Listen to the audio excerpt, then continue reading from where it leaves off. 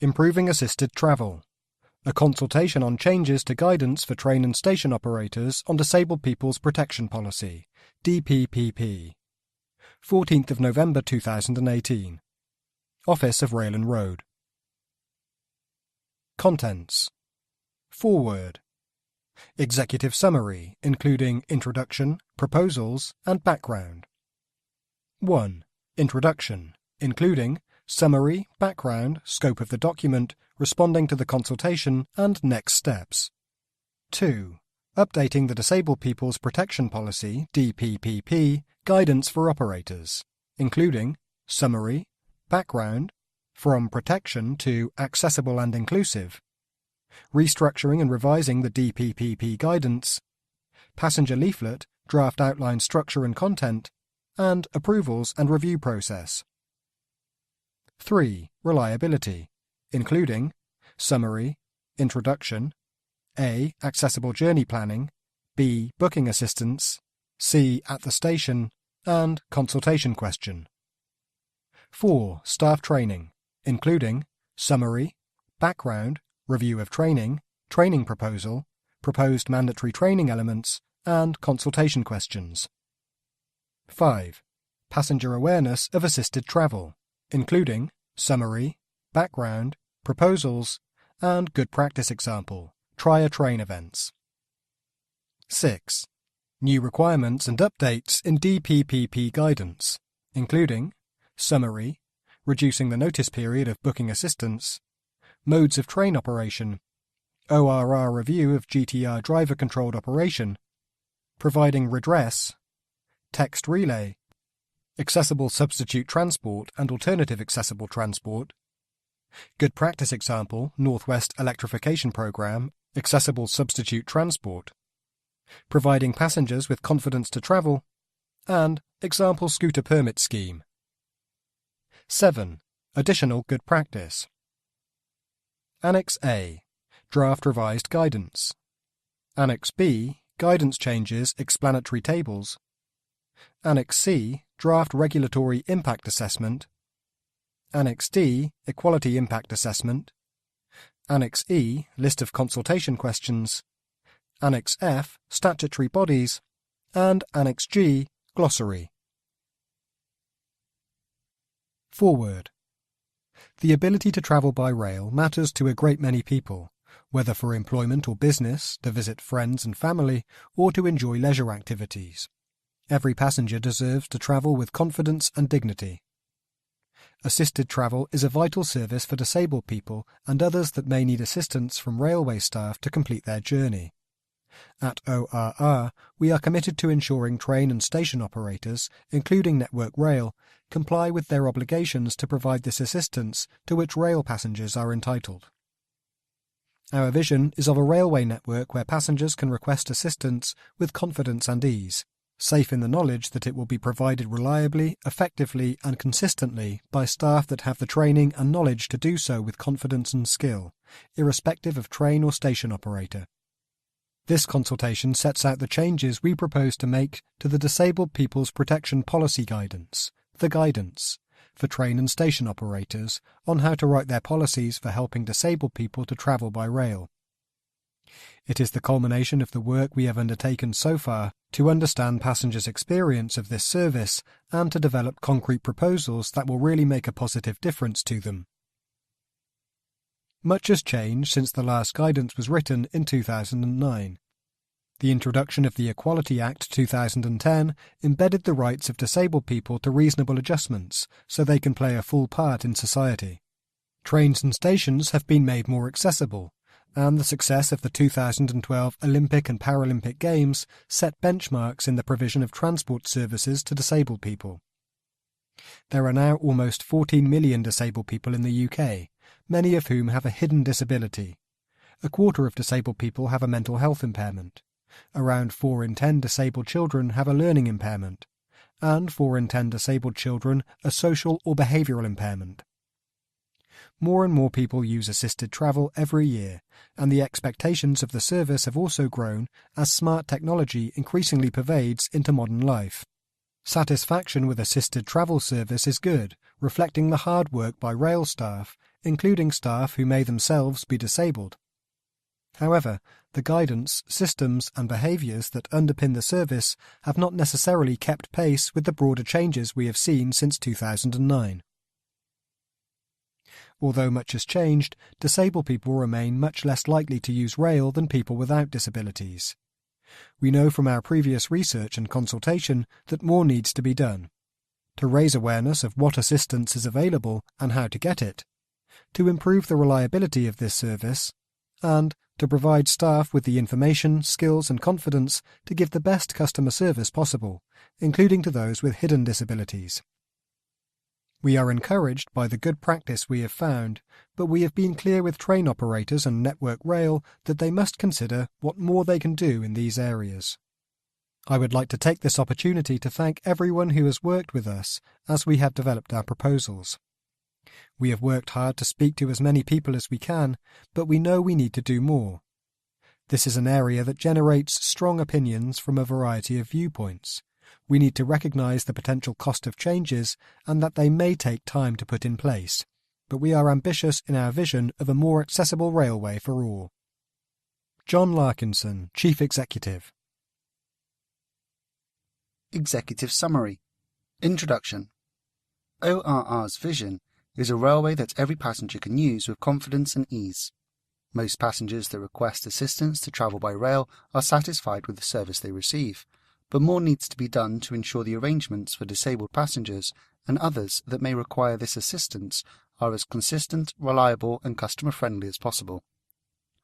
Underpinned by our extensive research in 2017 into passenger experience and awareness of assisted travel, see reference 1, we are seeking views on a set of proposed changes to the Disabled People's Protection Policy DPPP guidance, the guidance for train and station operators issued by the Department for Transport DFT in 2009. These proposed changes have been developed following consultation and engagement with disabled people's organisations, passenger champions, train operators, Network Rail, rail franchising authorities and industry bodies. Where the consultation proposes new obligations for train and station operators, we set out our rationale for these proposals and invite comment and further evidence. We have undertaken initial assessments of the positive impact our proposals would have for disabled people and others that may require assistance, and of the potential impact any changes would have on the train and station operators we regulate. We recognise that there may be costs associated with delivering our ambition of a more accessible railway for all. We also recognise that our changes may have to be phased in. Trials of new protocols and procedures could help ensure they deliver concrete improvements for passengers that are workable for staff. Reference 1. Assisted travel includes assistance booked in advance via the passenger assist system and spontaneous travel where assistance is required on arrival at the station. Proposals. Rail passengers expect a similar level of service no matter which area of Great Britain they are travelling in and which company operates the trains and stations. For assisted travel to be delivered consistently across the rail network, minimum standards must apply to every operator. This will benefit all passengers, but should not act as a disincentive for companies that want to innovate or differentiate their services by meeting and exceeding these minimum requirements. Our proposals are designed to improve the passenger experience of assisted travel by focusing on the areas we consider will make the most difference. Table 1.1 below summarises the key proposals on which we are now consulting and the outcome for passengers that we are seeking to achieve. At the highest level, we aim to bring the guidance up to date and ensure passengers have all the information they need to make a journey. Improve the reliability of assisted travel by rail. Strengthen train and station operators' staff training obligations. Raise awareness of the assistance that is available. Introduce new obligations where there is good case to do so, and provide greater clarity of operators' existing requirements. To underpin this work, we will continue to evolve in the way we monitor the experience of disabled rail passengers and others that may require assisted travel, building on our recent research, in our ongoing efforts to engage with as many interested people and organisations as we can to understand their expectations and viewpoint, and as we continue to hold train and station operators to account for delivery of their policies and commitments. The consultation also highlights other areas of good practice that we will encourage train and station operators to adopt to further enhance the services they can offer to passengers in this area. These include offering assistance cards for use by passengers to communicate their needs to fellow passengers and staff. Where seats can be reserved, providing a guaranteed seat for companions and family members close to the passenger and space for assistance dogs to lie down. And working with mobile application developers and others to ensure disabled passengers and those with reduced mobility are able to navigate easily and confidently around stations. Table 1.1.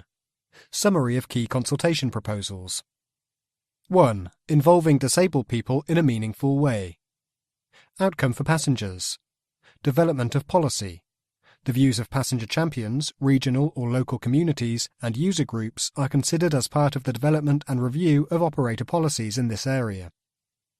Proposal for consultation. We have proposed a revised approvals and review process for new accessible travel policies or inclusive travel policies, see reference 2, to ensure that passenger views can be considered at an early stage. Reference 2. We will conduct a statutory consultation next year on formally changing the name of the relevant licence condition from Disabled People's Protection Policy. Outcome for passengers. Staff training.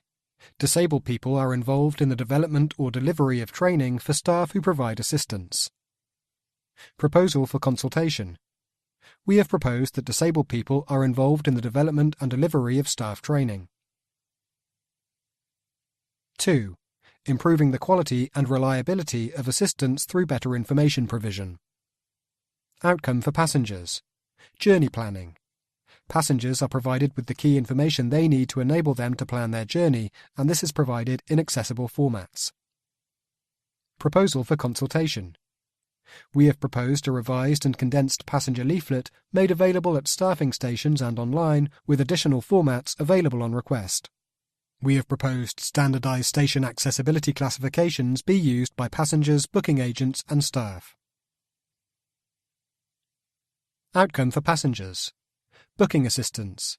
Passengers and staff can book assistance with confidence that the information they have on facilities and staffing at each station is accurate and the assistance can be delivered as required. This would eliminate bookings that are designed to fail from the outset. Proposal for consultation. We have proposed that operators use standardised station accessibility classifications to ensure that consistent, accurate and useful information is available online regarding station facilities. This specifically relates to the National Rail Inquiry's station web pages, see reference 3, and the information that sits behind this site. Reference 3. http://www.nationalrail.co.uk/stations_destinations. Outcome for passengers. Transfer of key information between staff. More formalised communication procedures between staff at different stations to ensure that passengers consistently receive assistance to alight the train. Proposal for consultation. We have proposed new procedures on communication between staff at different stations, handover protocol, a dedicated assistance contact number and responsible member of staff at every station. Outcome for passengers. Staff contact at stations. Passengers know how to contact a member of staff at any station, either in person or remotely. Proposal for consultation. We have proposed a new requirement to ensure that, at every station, information is available on how to contact a member of staff who can provide assistance and service information, in person, via a help point, or where there is sufficient mobile phone coverage, a free phone number. Outcome for passengers. Train facilities. Passengers can be alerted, when wishing to purchase a first-class ticket if a wheelchair space is not available in a first-class carriage, and in advance of boarding a train where an accessible toilet is known to be out of service. Proposal for consultation. We have proposed to update to the existing obligations regarding information provided to passengers at the time of purchase of a ticket, and more generally, information on accessible toilets when these are known to be out of service. Outcome for passengers. Monitoring. Passengers can easily receive useful information on what assistance is available and how to obtain it, whether directly at stations, online, by phone, or through help points, and this information is relevant and up to date. Proposal for consultation. We have proposed to strengthen our monitoring of operators' obligations in this area. This could include mystery shopping of stations, websites, contact centres or help points, and/or greater monitoring of social media. 3. Improving the content, delivery and frequency of staff training. Outcome for passengers. Staff training. Passengers, including those with hidden disabilities, receive a better, more consistent service from all staff whether they book assistance in advance or travel spontaneously. Proposal for consultation. We have proposed to strengthen training requirements, including ensuring that disability training includes 10 fundamental elements to broaden staff understanding, including around the rights of disabled passengers and confidence. And staff receive refresher training every 2 years. 4. Making more passengers aware of the help that is available. Outcome for passengers. Passenger awareness. More people understand what assistance is available when travelling by rail and how to get it. Proposal for consultation. We have proposed that Passenger Assist is marketed and promoted by the Rail Delivery Group to non-rail travellers and disabled persons rail card holders. We have proposed that train operators work with local authorities, service providers and disabled access groups to promote and, where necessary, improve the service provided to assist passengers. 5. Reducing the notice that passengers need to give to book assistance. Outcome for passengers. Notice period for booking assistance. Passengers can book assistance nearer to the time of travel and, where possible, can book and receive assistance on the same day that they choose to travel. Proposal for consultation. We have presented 3 options for further discussion that would reduce the existing up to 24-hour notice period, which can often become the default period requested. Booking by 10 p.m. the night before travel, or booking a minimum of 6 hours before travel, or booking a minimum of 2 hours before travel. 6. Ensuring that passengers can easily obtain redress when things go wrong. Outcome for passengers. Redress. Passengers can receive appropriate compensation when they do not receive the assistance they have booked. Proposal for consultation. We have proposed that all operators promote their existing redress policies, or introduce and promote a scheme to provide passengers with redress when they do not receive the assistance that they have booked. 7. Considering passenger needs, station accessibility and staffing on trains and at stations. Outcome for passengers. Assistance requests.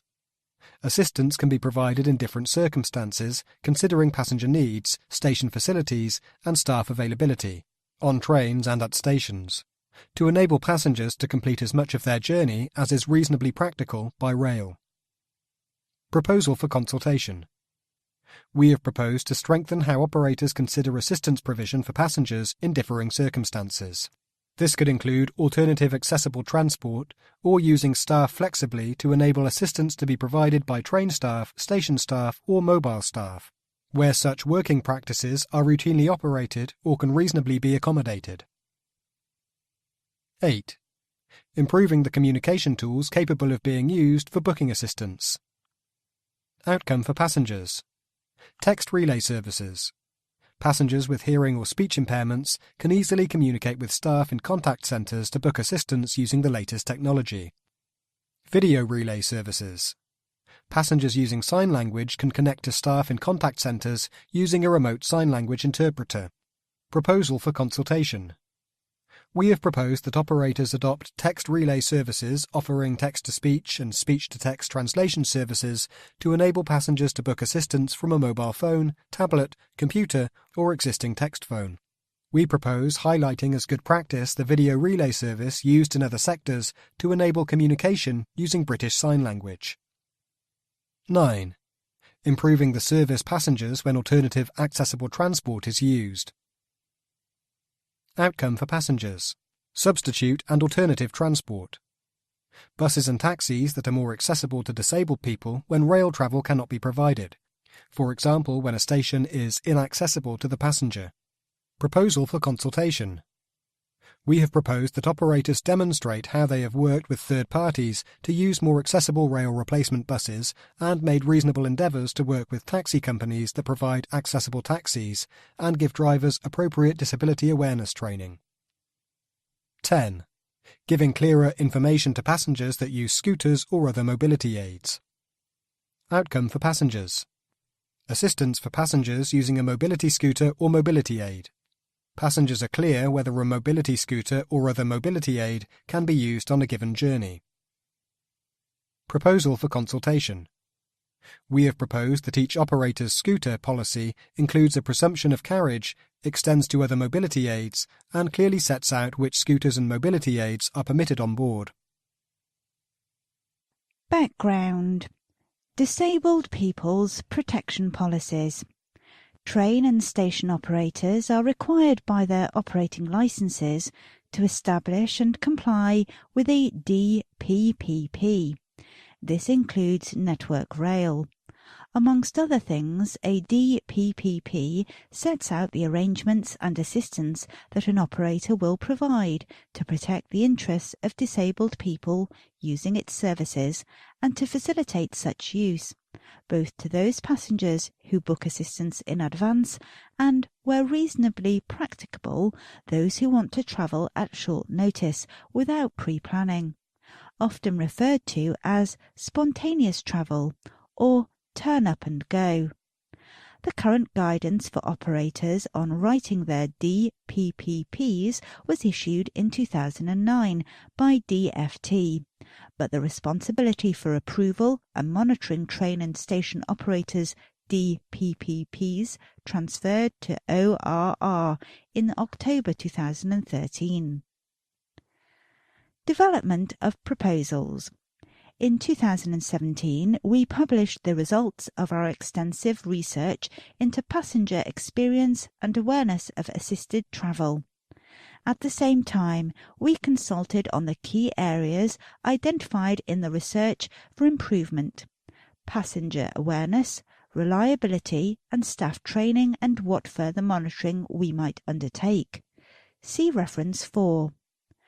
The more detailed proposals set out in this consultation have been developed based on further informal consultation and stakeholder engagement over the past 6 months. Our Assisted Travel Advisory Group, ATAG, see reference 5, of experts from disability organisations, industry bodies, passenger champions and governments met 3 times. We held a separate workshop with disability groups that responded to the consultation to discuss guidance revisions. This was followed up with a workshop with train operators. We held 5 cross-industry workshops to discuss more reliable provision of assisted travel. We visited a number of stations, including major hubs operated by Network Rail, and we met with campaigning groups to understand the issues they face. We have also ensured our work in this area is aligned across the railway industry.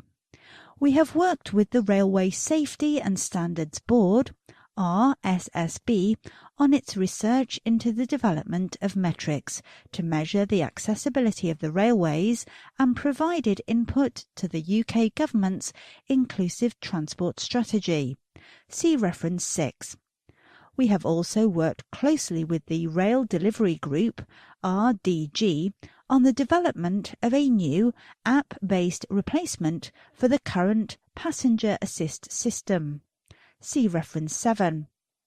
Following a recent successful trial and subsequent public promotion, this new system is due to be rolled out across the GB Rail network in 2019.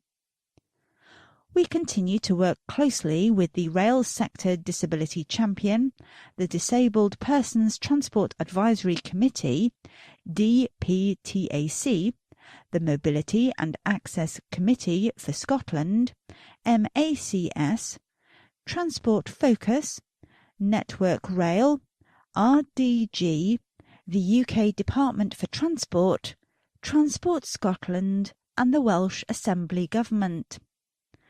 This engagement helped us to develop our thinking and provided a range of good practice and suggestions for improvements to assisted travel. It also reinforced the need to undertake a comprehensive review of the DPPP guidance. We are grateful to everyone that has contributed for donating their valuable time to provide us with their expert advice. We have also been clear that rail companies should not wait for the publication of revised guidance before taking action in the areas we identified for improvement. Our letter to train and station operators asking them to set out their immediate plans for improvement and examples of good practice in providing assistance and their responses can be found on our website. See reference 8. These responses also helped inform our thinking when developing our proposals. We have carried out an equality impact assessment of the changes we are proposing to ensure we have fully taken into account our public sector equality duty under the Equality Act 2010. We have also considered the potential regulatory impacts on licence holders. For both of these assessments, we invite the submission of further evidence. Reference 4. http://rail/policy-consultations/policy-improving-policy-consultations/travel-consultation. Reference 5.